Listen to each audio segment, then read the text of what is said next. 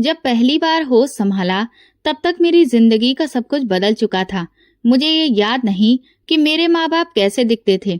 यादें बस कुछ धुंधली सी तस्वीरें थीं, जैसे बारिश में भीगी कोई पुरानी फोटो जिस पर हाथ फेरते ही और धुंधलापन छा जाए। लेकिन एक बात मैं हमेशा महसूस करती थी, एक खालीपन, जैसे कोई साया जो हर वक्त साथ हो मगर छूकर देखो तो कुछ भी नहीं। मेरा नाम निशा है।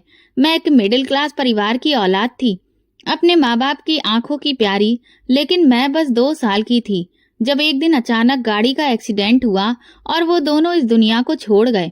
मुझे वो हादसा याद नहीं, लेकिन हर बार जब मेरी चाची गुस्से में मुझे ताना देती थी तो मैं सुनती, जिस दिन ये पैदा हुई थी उसी दिन वो लोग मर गए। तो मेरे अंदर कुछ टूट जाता था। 2 साल की उम्र में माँ बाप को खो देना क्या होता है ये समझ नहीं आता था। हर चेहरा अजनबी लगता था, हर दिन एक नई मुसीबत जैसा लगता था।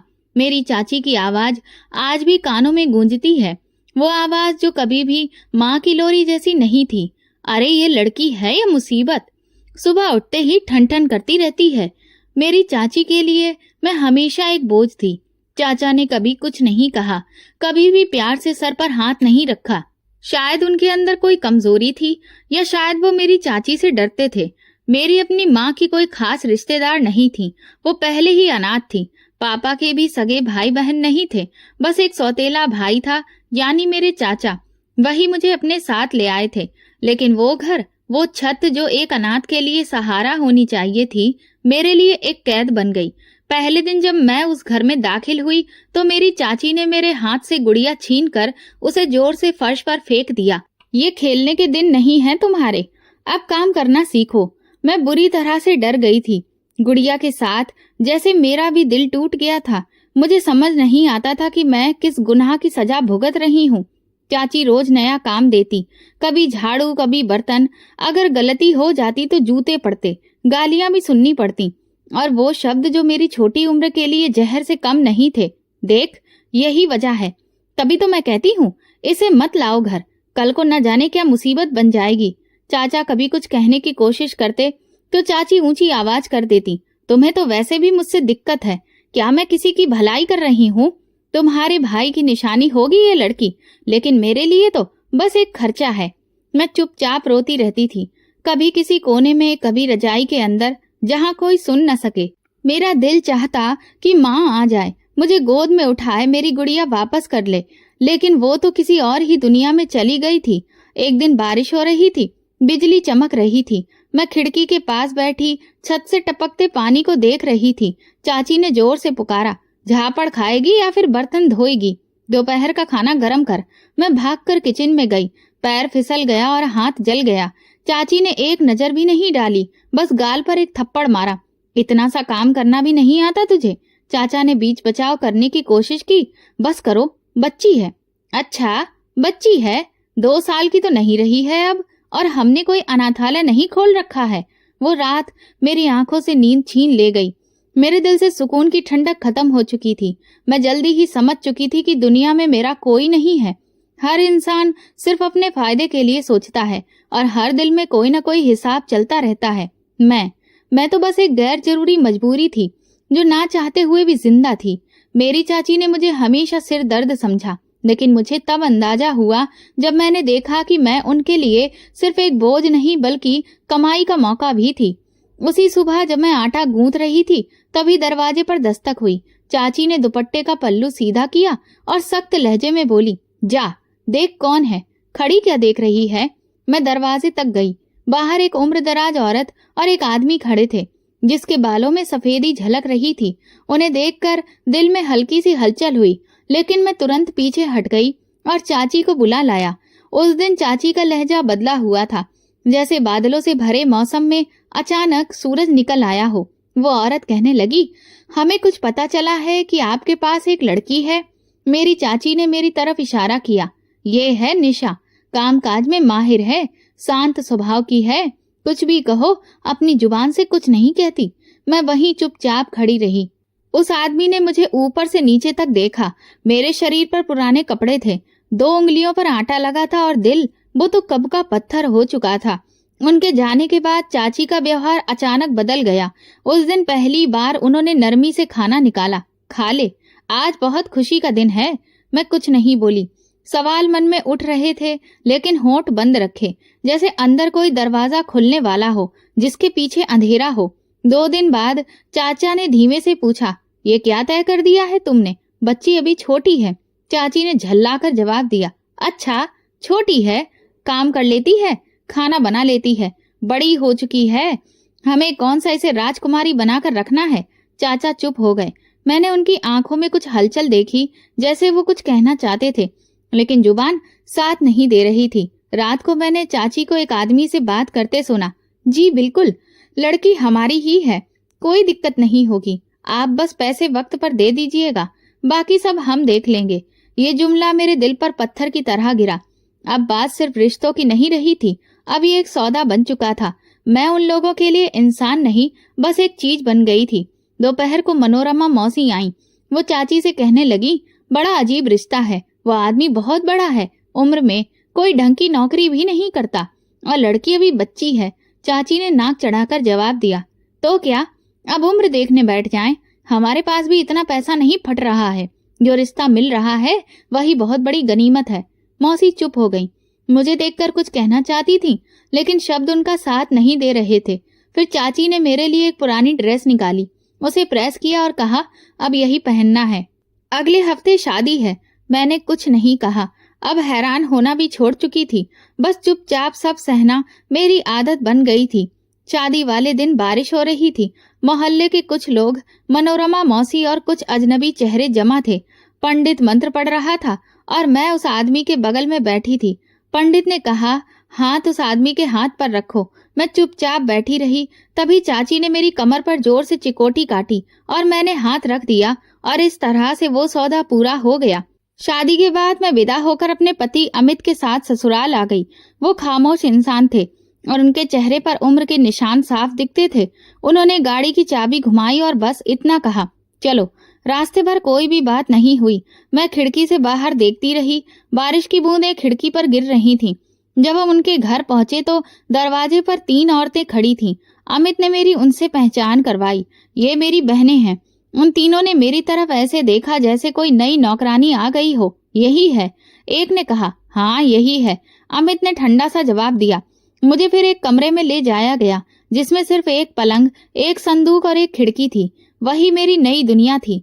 अगले दिन सुबह सवेरे एक बहन ने आकर मुझे जगाया, उठो, नाश्ता बनाओ, सारा घर तुम्हें ही संभालना है। मैं चुपचाप काम करने लगी। किसी ने नहीं पूछा कि क्या तुम ठीक हो या क्या तुम खुश हो। बस सबके चेहरों पर एक ही बात थी, उम्मीद की मैं उनके काम आऊंगी। शाम को मेरी चाची का फोन आया। मैंने सुना वो चाची से कह रहे थे, हाँ लड़की पहुंच गई है, पैसे आपको कल भेज दूंगा। मैंने अपनी आंखें बंद कर ली। सौदा पूरा हो गया था, अब मैं उनका माल थी। दरवाजा बंद होते ही मुझे अंदाजा हो गया था कि जिस घर को मैंने एक नई शुरुआत समझा था, वो सिर्फ एक और कैद खाना है। फर्क बस इतना था कि पहले मुझे अपनी चाची के आदेश सुनने पड़ते थे, अब अमित की माँ और उनकी 3 बहनें थीं। सबके चेहरे पर लिखा था कि वे मुझसे क्या चाहते हैं। पहला दिन खामोशी में गुजर गया। कमरा जिसमें मुझे रहने को दिया गया था, वहां से खिड़की का नजारा सिर्फ एक दीवार था। हवा भी धीमी धीमी आती थी, जैसे इजाजत लेकर। शाम को अमित आए। उनकी आंखों में न प्यार था न अजनबीपन, वो बस थके हुए लगे। मुझे देखकर बोले, कोई दिक्कत तो नहीं हुई? मैंने सिर हिलाकर कहा, नहीं, ये घर बहुत छोटा है, वक्त के साथ तुम्हें आदत हो जाएगी, उन्होंने कहा और दूसरी तरफ मुंह मोड़ लिया। वो मुझसे बात करने नहीं आए थे, बस औपचारिकता निभा रहे थे। अगली सुबह सूरज निकलने से पहले ही दरवाजे पर दस्तक हुई। नंद की आवाज आई, उठो, नाश्ता बनाना है, सास को दवाई भी देनी है, बर्तन भी धोने हैं। मैं नींद की हालत में उठी, जल्दी जल्दी दुपट्टा लिया और बाहर निकली। नाश्ता बनाने की आदत तो थी, लेकिन यहाँ अंदाज बिल्कुल अलग था। चीजें रखने का तरीका, सास की पसंद नापसंद, हर चीज में गलती निकलती रहती थी। सास किचन के दरवाजे पर लाठी लेकर खड़ी रहती थी। कौन सा बहुत दहेज लेकर आई हो, खाली हाथ आई हो, कम से कम काम तो ढंग से कर लिया करो। मैं जल्दी जल्दी बर्तन धोती और दिल ही दिल में खुद से वादा करती कि किसी को भी शिकायत का मौका नहीं दूंगी, लेकिन वो मौका खुद ही बना लेते थे। शाम को जब सब लोग खाने बैठे तो मैंने चुपचाप सबके आगे रोटियां रख दी। सास ने एक निवाला चखा और नाक चढ़ा दी, इसमें नमक बहुत ज्यादा है। क्या तुमने कभी घर में खाना नहीं बनाया? अमित खामोश बैठे रहे। मैंने सोचा शायद वो मेरी तरफदारी करे, लेकिन उन्होंने नजरें झुका ली। रात को जब सब लोग अपने कमरे में जा चुके थे तो अमित मेरे पास आए। मुझे पता है सब लोग तुम्हें बहुत कुछ गलत कहते हैं, लेकिन ये सब वक्त के साथ है। कब खत्म होगा ये सब? अब ये तो वक्त पर ही डिपेंड करता है। मेरे मुंह से कुछ नहीं निकला। देखो, मेरी माँ बीमार है और बहनें जवान हैं। सारी जिम्मेदारी मेरे सर पर है। बस थोड़ा सा वक्त और। मैं जानती थी कि वक्त कभी नहीं बदलेगा, ये सब ऐसा ही रहेगा। अगले दिन सास ने मुझे बाजार भेजा। आलू, प्याज, धनिया सब ले आना और वापसी में दवा भी लाना। पैसा बचाकर खर्च करना, हम कोई बहुत अमीर नहीं हैं। बाजार जाना कुछ देर की आजादी जैसा लगा, लेकिन वापस आते ही वही ताने, इतना सारा खर्च क्यों कर दिया? छोटी छोटी चीज भी संभाल नहीं सकती हो? मैंने उन्हें हिसाब दिया, रसीद भी दिखाई, लेकिन उन पर कोई फर्क नहीं पड़ा। वक्त गुजरने लगा, दिन, हफ्ते, महीने। मैं घर का हर कोना जान गई थी, हर आवाज का मतलब समझने लगी थी। कब मेरी नंद ताने देगी, कब सास बेमन से बोल देगी, कब कोई मेरी शिकायत करेगा, सब समझ में आने लगा था। मैं कभी कभी सोचती थी कि अगर मैं वाकई इस घर की बहू थी तो क्या कभी किसी ने मुझे दिल से अपनाया था, कभी आशीर्वाद दिया था, या ये सब कुछ मेरा हिस्सा ही नहीं था? कमरे में एक अलमारी खाली थी जिसमें एक पुरानी गुड़िया रखी थी जो बचपन में टूट गई थी। मैं कभी कभी उसे देखती और सोचती शायद अब वो भी मुझ पर हंसती हो, क्योंकि कैद खाना बदल गया था लेकिन पिंजरा वही था। अमित की खामोशी, सास की कठोरता और नंदों का ताना सब मेरी सांसों को भारी बना चुका था। लेकिन फिर भी मुझे जीना था, क्योंकि कहानी अभी खत्म नहीं हुई थी।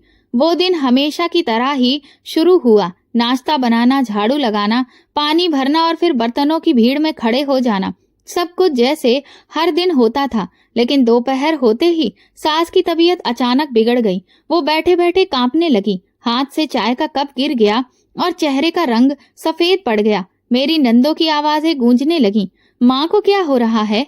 कोई दवा दो, जल्दी कुछ करो। मैं किचन से दौड़कर आई। सास सोफे पर हल्की बेहोश पड़ी थी। अमित ऑफिस जा चुके थे। मैंने एक पल गवाए बिना पास से ही पर्स उठाया और नंदों के साथ मिलकर सास को अस्पताल पहुंचाया।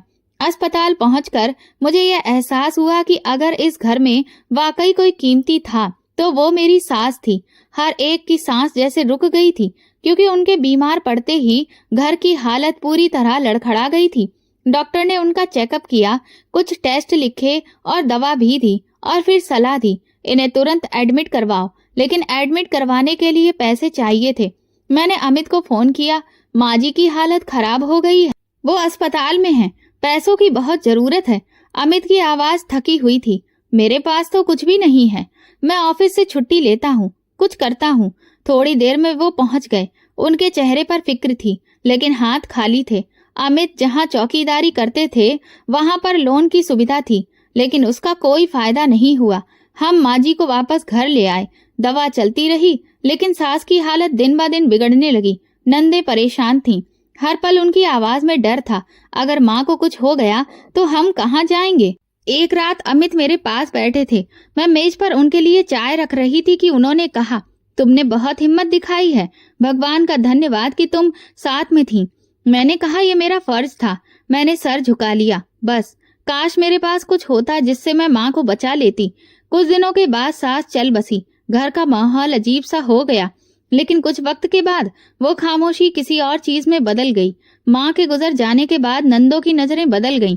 जहाँ पहले वो अपनी माँ के साए में छिपी हुई थी, अब वो खुद को अकेला महसूस करने लगी। उनकी उम्र बढ़ती जा रही थी और कोई रिश्ता भी नहीं रह गया था। अमित का व्यवहार भी बदल गया था। पहले वो चुप रहते थे, लेकिन अब ज्यादातर गुस्से में रहते थे। एक रात उन्होंने चाय का कप जोर से टेबल पर रखते हुए कहा, अब सब कुछ मेरे ही कंधों पर आ गया है, बहनें, घर, खर्चा, सब कुछ। मैं उनकी बातें सुनती रही चुपचाप। तुम्हें क्या पता कि मुझे कितनी मुश्किल होती है, ये सब तुम्हारे बस का नहीं है। उनकी आवाज तेज होती जा रही थी। मैंने धीरे से पूछा, क्या मैं आपकी कुछ मदद कर सकती हूँ? वो हंसने लगे, लेकिन वो हंसी किसी खुशी की नहीं थी, तुम भला क्या कर सकती हो? ना तो पढ़ाई लिखाई है, ना नौकरी, और ना ही कोई हुनर है। बस एक चीज है। मैंने उनके चेहरे की तरफ देखा। उनकी आंखों में एक अजीब सी चमक थी जो पहले कभी नहीं देखी थी। क्या मतलब है आपका? मैंने धीरे से पूछा। रहने दो। उन्होंने चाय का आखिरी घूंट लिया और कमरे से बाहर चले गए। दूसरे दिन उन्होंने मुझसे कहा, कल मेरे ऑफिस मेरे साथ चलना, तुम्हें बॉस से मिलवाना है, वो तुमसे कुछ बात करना चाहते हैं। मैं हैरान होकर बोली, मुझसे भला क्या बात करेंगे? हाँ, बस तुम तैयार रहना, जैसे किसी पार्टी में जाना हो, अच्छे कपड़े पहनना। मुझे कुछ भी समझ नहीं आ रहा था, लेकिन मैं चुप रही। अगली सुबह वो मुझे बाजार ले गए। वहां हमने एक सूट खरीदा और सैंडल। उन्होंने कहा, बस साफ सुथरी दिखना। शाम को जब घर लौटी तो नंद हैरान थी। क्या हुआ? बाजार क्यों गई थी? मैंने कोई जवाब नहीं दिया। अगली रात अमित ने मुझे फिर से याद दिलाया, कल समय पर तैयार रहना। देखो, हमारा वक्त बदल सकता है। अगर तुम थोड़ी सी हिम्मत करोगी तो हम सबका भला हो जाएगा। मैंने अमित की बात सुनी, लेकिन मेरे दिल में अजीब सी हलचल होने लगी। अमित ने मुझे ऑफिस के बाहर बाइक से उतार दिया। शाम का वक्त था और मौसम में अजीब सी ठंडक थी, लेकिन मेरे अंदर बेचैनी छाई थी। मैंने पूछा, किससे मिलने आए हैं यहाँ? वो सीधे सामने देखते हुए बोले, कहा ना, बॉस से। वो कह रहे हैं कि वो तुम्हें बस देखना चाहते हैं। एक छोटी सी मुलाकात है। मेरे कदम रुक गए। भला इसमें मेरी क्या जरूरत है? उन्होंने चेहरा मेरी तरफ मोड़ते हुए कहा, अगर मैंने कहा है तो बस जरूरत है, बाकी की बातें बाद में करना। तुम्हारे वहां जाने से मेरा फायदा है, मेरी तरक्की हो सकती है, सैलरी भी बढ़ सकती है और काफी सारी सुविधाएं भी मिल सकती हैं। मैंने सख्त लहजे में कहा, अमित, ये कैसा फायदा है? उसने गुस्से में कहा, तुम्हें दिक्कत क्या है? बस एक मुलाकात ही तो करनी है। देखो, मुझे ये सब पसंद नहीं है।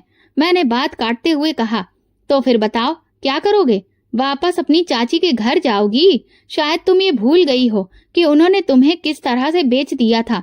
मेरे कदम जमीन में धंस गए। वो आगे बढ़ गए और मुझे पीछे छोड़ गए।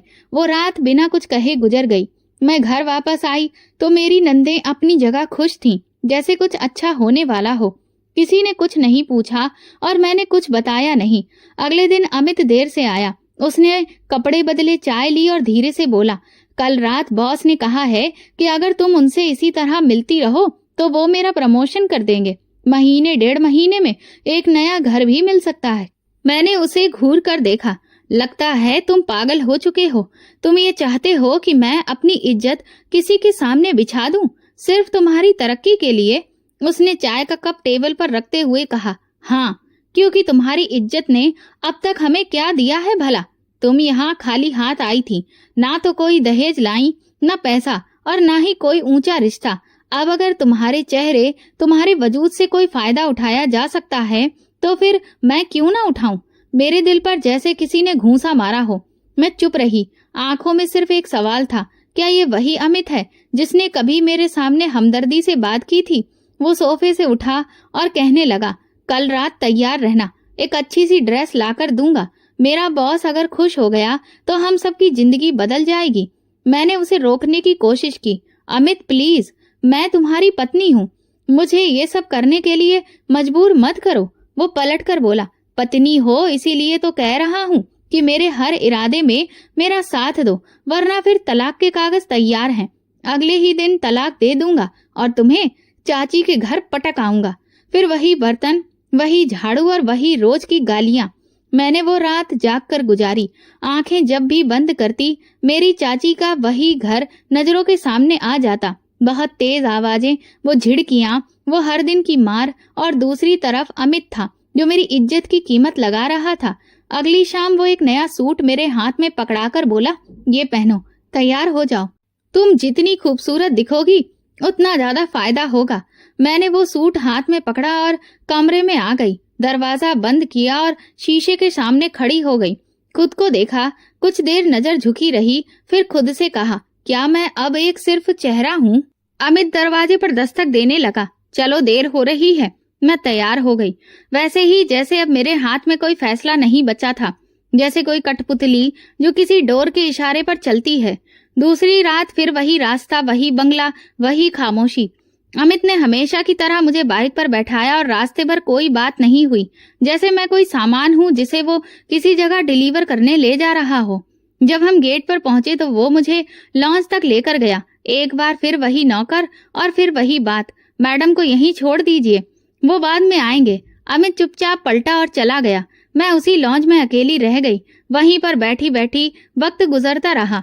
कमर में दर्द होने लगा। कभी सामने की घड़ी को देखती, कभी उस दरवाजे की ओर जहां से कोई आने वाला था, लेकिन वो दरवाजा सारी रात वैसा ही बंद रहा। कभी कभी कोई नौकर पानी दे जाता या पूछ लेता, चाय ले आऊं? मैं इनकार में सिर हिला देती। दिल वैसे भी किसी चीज की चाह नहीं रखता था। रात के करीब 3 बजे मैंने खुद को सोफे पर लिटा दिया, आंखें बंद कर ली, लेकिन नींद नहीं आ रही थी। सिर्फ तरह तरह के विचार आ रहे थे। ये सब क्या हो रहा है? सुबह हुई तो वही नौकर फिर आया। इस बार उसके हाथ में एक लिफाफा था। साहब ने कहा है कि आप घर चली जाइए, ये पैसे ले जाइए, अपने पति को दे दीजिएगा। मैंने लिफाफा पकड़ा और चुपचाप बाहर निकल आई। दरवाजा मेरे पीछे बंद हुआ। गाड़ी पहले से मौजूद थी। मुझे घर छोड़ा गया। मैं अंदर आई तो अमित तैयार हो रहा था। आ गई? हाँ, गाड़ी छोड़ गई थी। उसने जैसे ही लिफाफे की तरफ देखा तो लपक कर पकड़ लिया। लिफाफा खोलकर खुशी से बोला, अरे वाह, ये तो पिछली बार से भी ज्यादा है। शाबाश, तुम तो बहुत ही काम की निकली हो। मैंने उसकी तरफ देखा, लेकिन कुछ कह नहीं पाई। वो पहले ही खुद में इतना मगन था कि मेरी खामोशी भी उसे सुनाई नहीं दी। नंदे खाने के समय हैरत से पूछने लगी, ये भाभी इतनी चुप क्यों रहती है? दूसरी बोली, छोड़ो, भैया तो खुश है, बाकी सब सही है। तीसरी हंसकर कहने लगी, हो न हो कुछ तो ऐसा है जो हमसे छुपाया जा रहा है।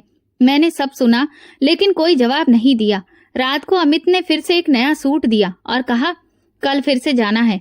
तुम्हारा वहां रोज रोज जाना हमारे लिए बहुत फायदेमंद हो रहा है। हर दिन तरक्की के करीब पहुंच रहे हैं। मैंने पूछा, अमित, क्या तुम्हें कभी ये ख्याल नहीं आता कि वहां पर क्या होता है? वो बड़ी लापरवाही से बोला, मुझे इस सब से कोई मतलब नहीं है। मुझे तो बस पैसों से मतलब है। तुम वहां जाकर बैठो, पैसे लो और वापस आओ। बाकी जो है वो हमारी कोई दिक्कत नहीं है। मुझे ऐसा लगा जैसे मेरे जमीर को किसी ने 2 टुकड़ों में बांट दिया हो। एक इंसान जो सवाल करता है, एक जज्बा जो खामोश कर दिया जाता है। फिर वैसा ही हुआ। मैं बंगले के अंदर गई, सोफे पर बैठी, दरवाजा बंद, नौकर चुपचाप। वक्त चलता रहा। खाने की खुशबू आ रही थी। जूस दिया गया, दिल नहीं माना। न कुछ खाया न पिया। सारी रात सोचती रही, ये खेल क्या चल रहा है? क्यों बार बार मुझे यहाँ बुलाया जा रहा है? क्यों कोई मुझसे मिलने नहीं आता, न कुछ कहता है? फिर पैसे देकर वापस क्यों भेज दिया जाता है? सुबह वही नौकर आया, हाथ में लिफाफा था। सर ने कहा है कि आपको गाड़ी छोड़ आएगी, अकेली मत जाइएगा। रास्ते में गाड़ी के शीशे से बाहर देखते हुए मैं सोच रही थी, क्या ये सजा है या फिर इस सब के पीछे कोई और मकसद है? अगर मकसद सिर्फ शरीर होता तो अब तक बहुत कुछ हो चुका होता, लेकिन ये सब बिना किसी आवाज के, बिना किसी हरकत के और बिना किसी मकसद के आखिर है क्या? घर पहुंची तो आज फिर अमित खुशी खुशी लिफाफा खोल रहा था। बहुत बढ़िया, अब तो हम नया फ्रिज भी खरीद सकते हैं और वॉशिंग मशीन भी। और अगर सब कुछ ऐसा ही चलता रहा ना तो 1 साल में सब बदल जाएगा। मैंने उससे पूछा, कभी सोचा है कि अगर वो चाहे तो हो सकता है मुझे वापस ही ना भेजें? अरे, वो इतने समझदार हैं कि अच्छे से जानते हैं कि तुम तभी कीमती हो जब तुम यहाँ वापस आ जाती हो, इसीलिए तो भेज देते हैं। उसकी बात मेरे अंदर जैसे खंजर बनकर लगी। अब मैं सिर्फ फायदा देने वाली एक औरत रह गई थी। अमित की नजर में इज्जत वो चीज थी जो पैसों में बदली जा सकती थी। चौथी रात मैं उस बंगले में नहीं गई, बल्कि मैंने फैसला कर लिया था, अब और तमाशा नहीं जीना है। सुबह उठी, दुपट्टा लपेटा और चुपचाप दरवाजे से निकल पड़ी। मेरी नंदे अभी भी सो रही थी और अमित ऑफिस के लिए निकल चुका था। मैंने किसी से कुछ नहीं कहा। धीरे धीरे रास्ता तय किया। मेरी उंगलियां अपने दुपट्टे को कसकर पकड़े हुए थीं, जैसे अंदर की घबराहट को छुपाने की कोशिश कर रही थी। रास्ता वही था जो हर बार अमित के साथ तय किया था, लेकिन आज पहली बार अकेली जा रही थी। मेरे कदम लड़खड़ा रहे थे, लेकिन अंदर सवालों का शोर था। बार बार वही दृश्य मन में घूम रहा था। खाली लॉन्ज, बंद दरवाजे, खामोश नौकर और सुबह के समय हाथ में लिफाफा। ये कौन सा खेल चल रहा है? आखिर कौन है जिसने मुझे यहाँ लाकर बिठाया और फिर भी कभी छुआ तक नहीं? अगर मकसद सिर्फ पैसे फेंकना है तो क्यों, और अगर जरूरत ही नहीं है तो बार बार बुलाने की वजह क्या है? ऑफिस के गेट पर पहुंची तो वहां अमित मौजूद नहीं था, बल्कि एक दूसरा गार्ड था। मैंने कहा, मुझे अंदर जाना है। वो बोला, अमित साहब की पत्नी हो? उसने नजर घुमाई और फिर कहा, आज साहब तो बॉस के साथ हैं, आप भी अंदर जा सकती हैं। अपना नाम बता दीजिए। मैंने धीरे से कहा, निशा। गार्ड ने इंटरकॉम पर कुछ बात की और फिर दरवाजा खोल दिया। जैसे ही अंदर गई, हवा का झोंका मेरे चेहरे से दुपट्टा पीछे धकेलने लगा। मैं तुरंत ही दाएं तरफ मुड़ गई। वहां कोई नहीं था।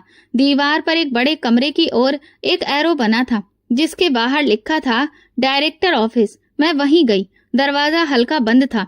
मैंने हल्की दस्तक दी और दरवाजा खोलकर अंदर चली गई। वो लम्हा मेरी जिंदगी का रुख मोड़ने वाला था। मेरी तरफ पीठ किए कोई फोन पर बात कर रहा था। जैसे ही वो मुड़ा, मेरी सांस थम गई। सामने राघव था, मेरा बचपन का दोस्त और पड़ोसी। वही राघव जो मुझे कहानियां सुनाता था, जो मेरे लिए अपने घर की दीवारों पर नाम लिखा करता था। और फिर एक दिन वो कहीं विदेश चला गया था। उसके बाद उसने कभी पलटकर नहीं देखा, या शायद आया होगा, लेकिन मेरी किस्मत में उससे मिलना नहीं लिखा था। मेरे मुंह से बस निकला, तुम। वो उठकर मेरे पास आया, जैसे वो पहले से जानता हो कि मैं आने वाली हूँ। निशा, आखिर तुम खुद यहाँ आ ही गईं। मेरे कदम जम गए। आवाज रुकी हुई थी। मैंने बस एक शब्द कहा, तुम। वो सोफे पर बैठ गया और गहरी सांस ली। हाँ, मैं वही हूँ जो तुम्हें कभी बचाना चाहता था, लेकिन वक्त से हार गया था। मैं खामोश हो गई, बस उसे देखती रही। वो कहने लगा, तुम्हें याद है बचपन में जब तुम अपनी चाची की मार से डरकर मेरे घर में जाकर छुप जाती थी, तो मैं तुम्हें चॉकलेट लाकर देता था। मैंने नजर झुका ली। ये सब क्यों हो रहा है? ये खेल क्यों? राघव ने धीरे से कहा, मैं जब वापस आया तो पता चला कि तुम्हारी शादी हो चुकी है। फिर एक दिन तुम्हें ऑफिस में अमित के साथ देखा और उसने खुद तुम्हारी बात छेड़ दी। मैंने बेयकीनी से उसे देखा। उसकी आवाज में नफरत थी। हाँ, वो तुम्हारी खूबसूरती के तारीफों के पुल बांध रहा था। मैंने उसे आजमाने के लिए कहा, अगर मैं तुम्हारी पत्नी से एक रात की मुलाकात चाहूं तो, और वो तुरंत मान गया। मेरे हाथ कांपने लगे, लेकिन मैंने फिर भी फैसला किया कि तुम्हें उन लोगों के बीच नहीं रहने दूंगा जिन्होंने तुम्हें बेचा। अमित को मैंने वही दिया जिसकी वो उम्मीद कर रहा था, लेकिन मैंने तुम्हें कभी छुआ तक नहीं। मैंने फिर पूछा, और वो पैसे? वो सिर्फ उसकी गंदी आदतों को और बढ़ाने के लिए थे, ताकि उसे यही लगे कि सब कुछ उसी की मर्जी से हो रहा है और वो तुम्हें बार बार वहां भेजे। लेकिन असल में मैं तुम्हें उससे आजाद करने की तैयारी कर रहा था। मैं चुपचाप खड़ी रही, आंखों में सवाल, दिल की धड़कन तेज। अब ये तुम पर है कि तुम क्या चाहती हो। राघव की आंखों में वही नमी थी जो बचपन में हुआ करती थी। मैंने खुद से पूछा, क्या मैं अभी भी एक कठपुतली हूँ, या अब वक्त आ गया है कि मैं अपने ही हाथों में बंधी डोर को काट डालूं? दरवाजे पर हल्की सी आहट हुई। अमित खड़ा था। उसका चेहरा पीला पड़ चुका था। वो बोला, ये क्या हो रहा है? तुम यहाँ क्यों आई हो? राघव ने कहा, तुम्हारे लिए भलाई इसी में है कि तुम यहाँ से चले जाओ। तुम्हें इस नौकरी से निकाल दिया गया है। अमित ने मेरी तरफ देखा। तुमने मेरी इज्जत मिट्टी में मिला दी। मैंने उसकी आंखों में देखा और धीरे से जवाब दिया, इज्जत? वो तो तुम पहले ही बेच चुके थे। उसकी जुबान बंद हो गई। वो मुड़ा और चुपचाप बाहर निकल गया। राघव ने दरवाजा बंद किया और कहने लगा, निशा, अब तुम्हें वो फैसला लेना है जो तुमसे हमेशा छीना गया था। अब ये जिंदगी तुम्हारी है। मैंने पहली बार सिर उठाकर कहा, मुझे आज पहली बार लग रहा है कि मैं खुद के लिए बोल सकती हूँ। राघव ने मुस्कुराकर कहा, तो फिर बोलो, क्योंकि अब तुम कोई कठपुतली नहीं रही हो। वो मेरे सामने बैठा था और अमित जा चुका था। खामोशी कुछ लम्हों के लिए छा गई। मेरे हाथ ठंडे पड़ने लगे, जैसे कमरे की हवा एकदम से ठहर गई हो। उसने टेबल पर रखी एक फाइल मेरी तरफ सरकाई। ये अमित की नौकरी से जुड़ी हुई फाइल है। जब मैंने कंपनी खरीदी थी तब वो पहले से ही यहाँ चौकीदार का काम कर रहा था, लेकिन उसकी आंखें हमेशा किसी लालच की तलाश में मेरे सामने नाचती रहती थी। मैंने फाइल खोली, कागज देखे जिनमें मेरी तस्वीर और मेरे बारे में कुछ शब्द मौजूद थे। राघव कहने लगा, उस दिन जब तुम पहली बार लॉन्ज में बैठी थी, मैंने तुम्हें देख लिया था। पहचानने में देर नहीं लगी। फिर मैंने जानबूझकर अमित को बुलाया और वही पेशकश की, ताकि देख सकूं कि वो क्या करता है। मेरे अंदर जैसे एक पहाड़ टूट पड़ा और अमित ने एक पल भी नहीं लगाया, तुरंत मान गया। मैंने सांस रोके सामने बैठे उस इंसान को देखा जिसे मैं बरसों से भूल चुकी थी। वो मेरा बचपन का रक्षक निकला और उसी इंसान के साथ में मैं जिंदगी बिताने के सपने देख रही थी जिसने मेरी कीमत लगाई। राघव कहने लगा, मैं चाहता था कि तुम्हें खुद फैसला करने का मौका मिले, इसलिए मैंने तुम्हें यहाँ आने दिया, बैठने दिया और कुछ नहीं किया। हर बार जब भी तुम वापस गईं, मैंने देखा कि तुम्हारे अंदर की खामोशी बढ़ती जा रही थी, लेकिन तुम टूट नहीं रही थी, सोच रही थी। मैंने पूछा, और वो पैसे? यही तो चाल थी, ताकि अमित को पूरी तरह से विश्वास हो जाए कि जो भी वो चाहता है वो आराम से हो रहा है, ताकि मैं उसकी असलियत सबके सामने ला सकूं।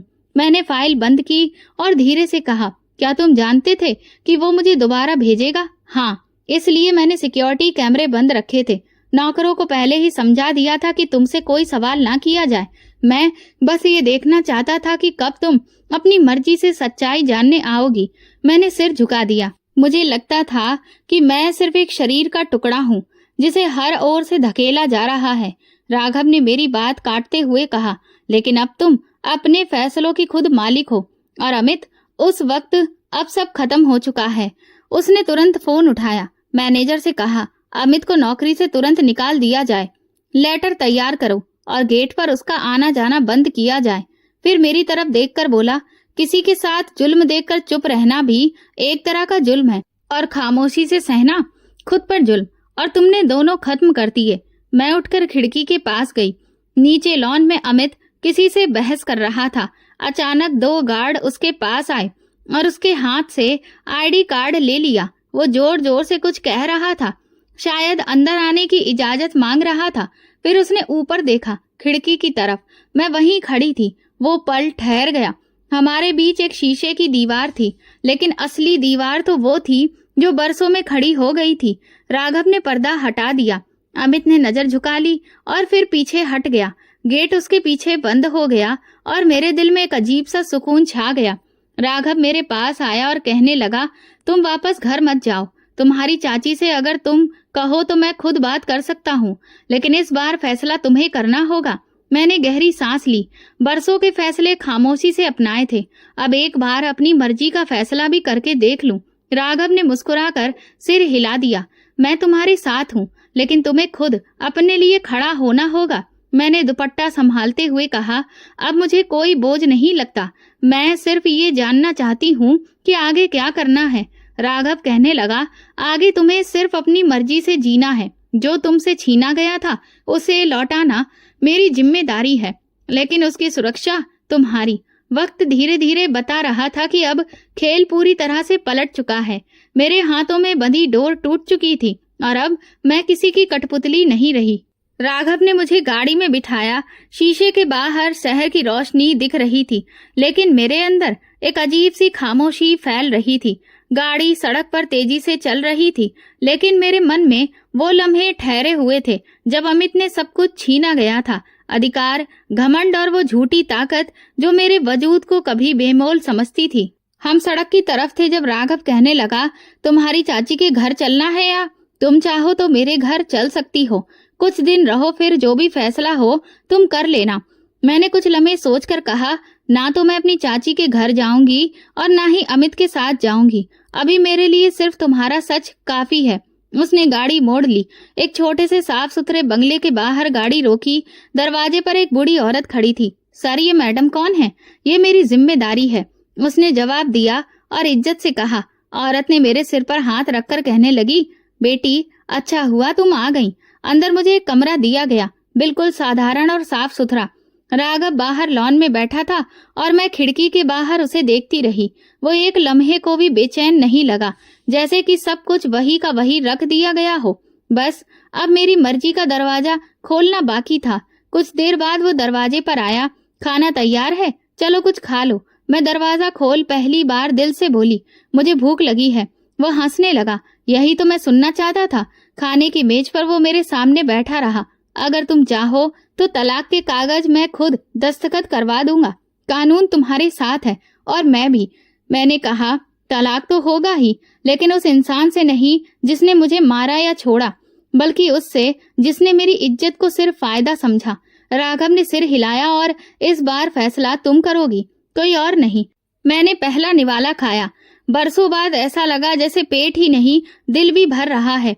इंसाफ सिर्फ अदालत में नहीं होता, कभी कभी वो किसी ऐसे इंसान की सूरत में सामने आ जाता है जो तुम्हारी खामोशी को आवाज देता है। रात में कमरे की खिड़की से चांदनी अंदर आ रही थी। राघव अभी भी लॉन में टहल रहा था, शायद इंतजार में। मैंने दरवाजे की तरफ देखा और सोचा ये जिंदगी अब शायद बस में है और यही मेरे लिए पहला इंसाफ था।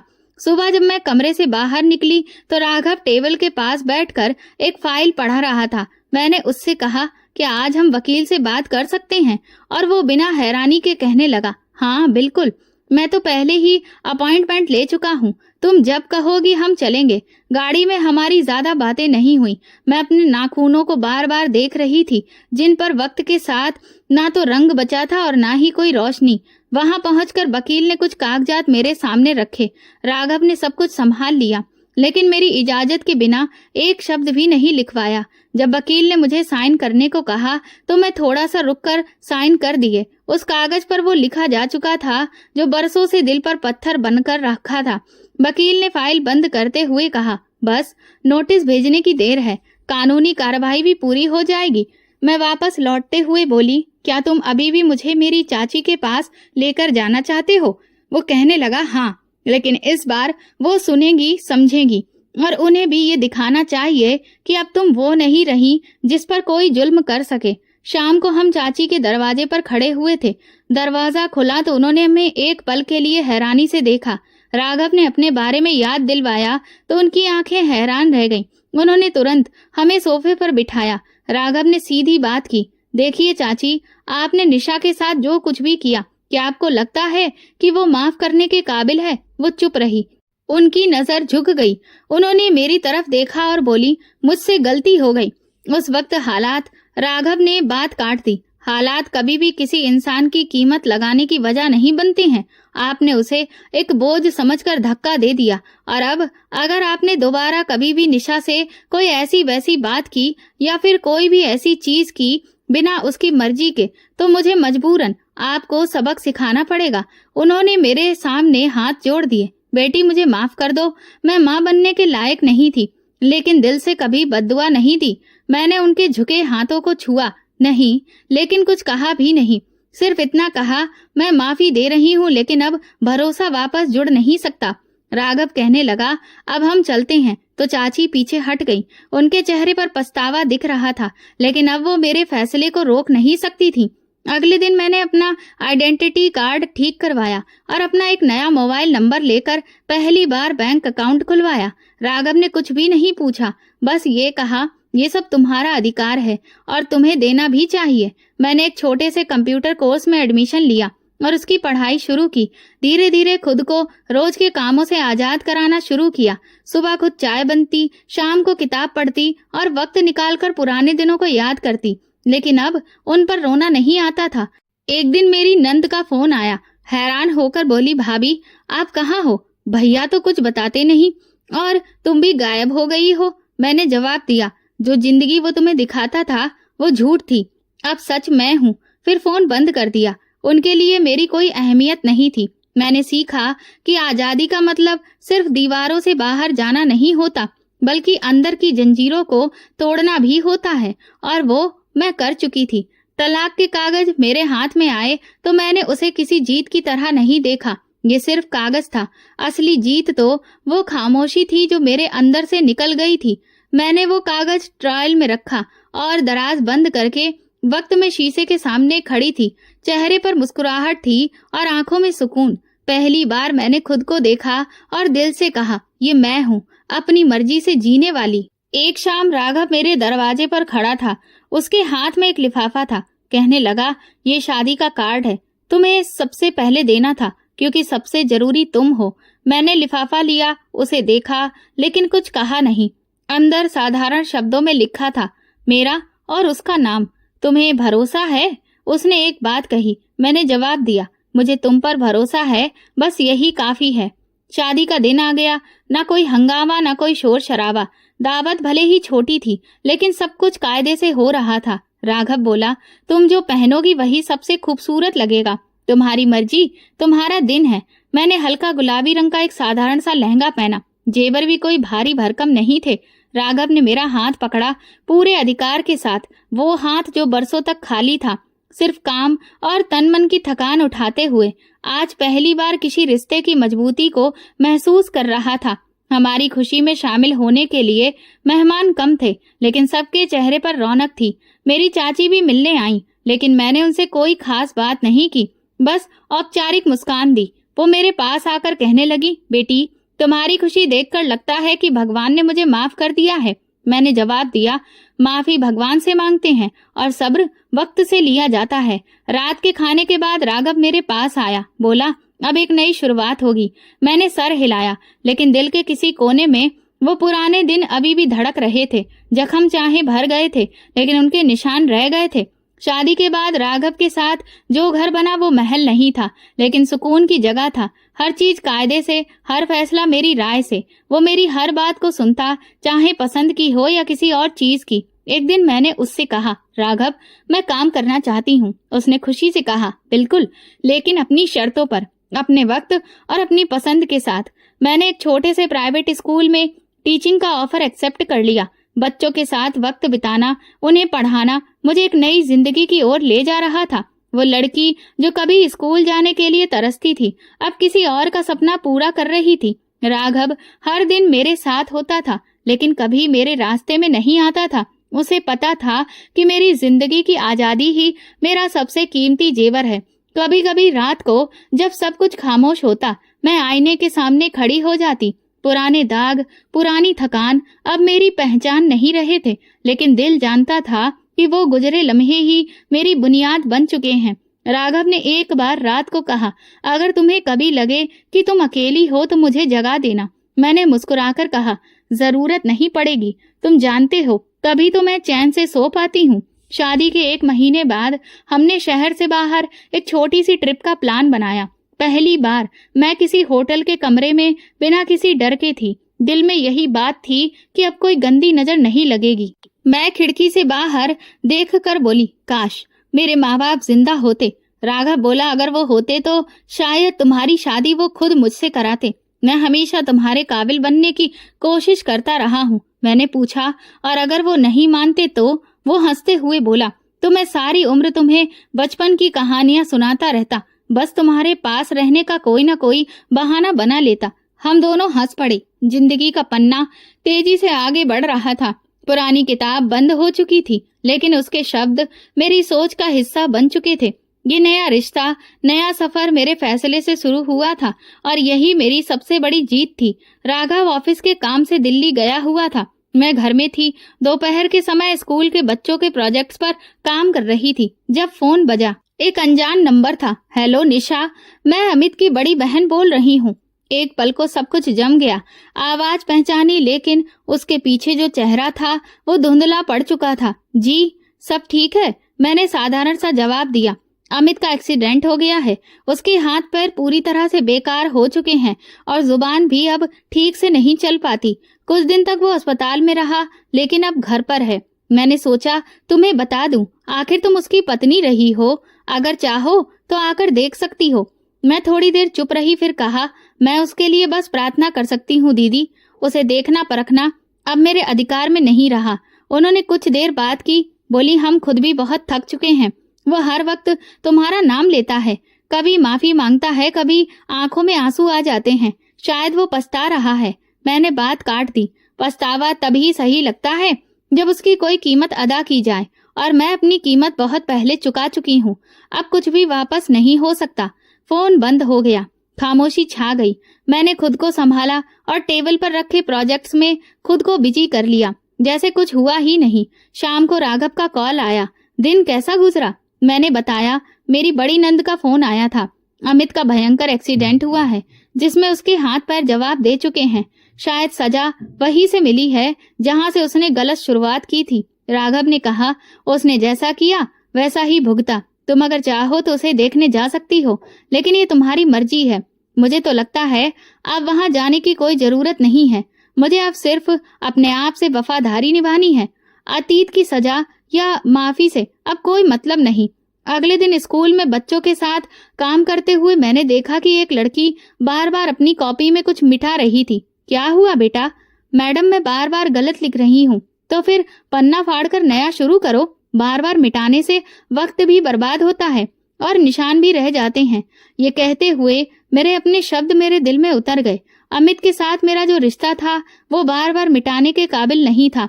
वो पन्ना तो अब फाड़कर अलग किया जा चुका था। उसी रात राघव वापस आया। खाना खाने के बाद मैंने उसे सब कुछ ठीक से बताया। तुम जानते हो, मैंने कहा, मुझे अब तरस नहीं आता, सिर्फ हैरानी होती है। जो इंसान दूसरों की जिंदगी की कीमत लगाकर उन्हें अपने हिसाब से चलाता है, उसे खुद की सांसें भी किस्तों में मिलती हैं। यही फर्क है इज्जत देने में और इज्जत खरीदने में। तुमने सब्र से काम लिया और जिंदगी ने तुम्हें इंसाफ दिया है। राघव ने मेरा हाथ पकड़कर कहा। जब सब हाथ मुझे धक्का दे रहे थे तब तुमने मेरा हाथ थाम लिया। अगले दिन स्कूल में प्रोग्राम था। बच्चों के पेरेंट्स भी आए हुए थे। जब मैं स्टेज पर पहुंची तो एक पल को ऐसा लगा जैसे मेरी आवाज छिन जाएगी या फिर आजाद हो जाएगी। अगर किसी ने आपको इज्जत ना दी हो तो अपनी इज्जत को खुद उस मुकाम तक पहुंचाइए। तालियां बजी। राघव भी पिछली कतार में बैठा था, सर हल्का झुका हुआ, चेहरे पर वही खामोश गर्व। रात को मैं चाय का कप हाथ में लिए छत पर बैठी आसमान देख रही थी। अमित का अंजाम, ना कोई खबर, ना कोई कहानी। वो अब सिर्फ एक मिसाल बन चुका था। राघव मेरे पास आया। कभी कभी अंजाम की खबर भी सुकून देती है ना?